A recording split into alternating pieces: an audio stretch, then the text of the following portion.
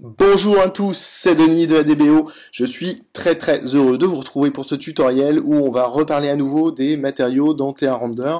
Donc la précédente vidéo, on avait été un peu vite pour régler ce matériau-là. Ici, on va expliquer un peu plus sur le carrelage. Donc je double-clique comme d'habitude sur le carrelage pour pouvoir l'afficher. Et qu'est-ce que je m'aperçois?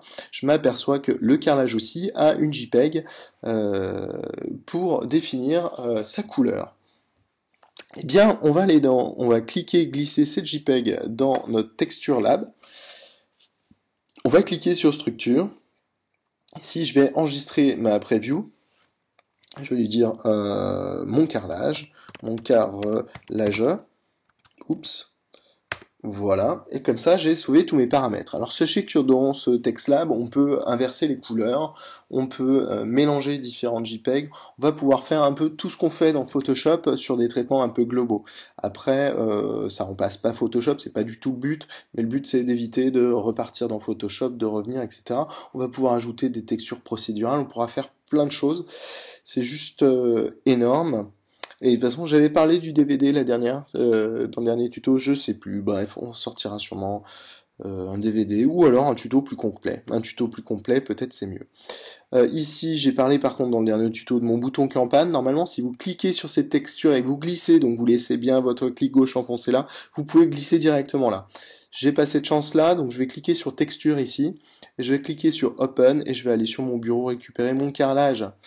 Et voilà, j'ai récupéré mon carrelage en bump. Et vous voyez qu'ici, dans mon aperçu, on sent un peu plus toutes les petites rainures. Eh bien, le bump, c'est comme pour la réflexion. Quand c'est blanc, ça va être, il va pas avoir de bump, et quand c'est noir, ça va être enfoncé. Donc, quelque part par là, on a ajouté de la texture. Alors moi, ce que j'aimerais, c'est ajouter de la réflexion. Ici, je pourrais ajouter une réflexion globale, comme on a vu par exemple sur les baguettes de sushi. Donc vous voyez, là j'ai ajouté une réflexion uniforme en mettant un niveau de gris sur cette couleur, mais je pourrais très bien aussi ajouter une réflexion qui colle parfaitement ici à ma texture.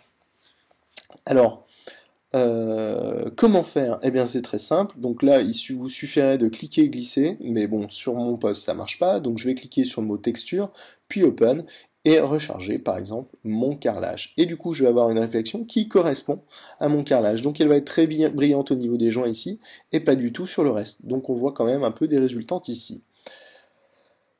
Voilà. Pour ce qui est le paramétrage un peu des matériaux, c'est bon. Je voulais évoquer le cas de ce matériau-là, mais je crois que ça c'est quasiment un tuto. Ouais, là il va falloir y passer du temps. Ici on est sur des choses un peu basiques, donc je vais pas aller jusque-là. Voilà, comme d'habitude à la fin de chaque tuto, je vous remercie de cliquer sur j'aime, de mettre ça sur votre page Facebook, d'envoyer un tweet, euh, voilà, d'envoyer ça sur Trumble.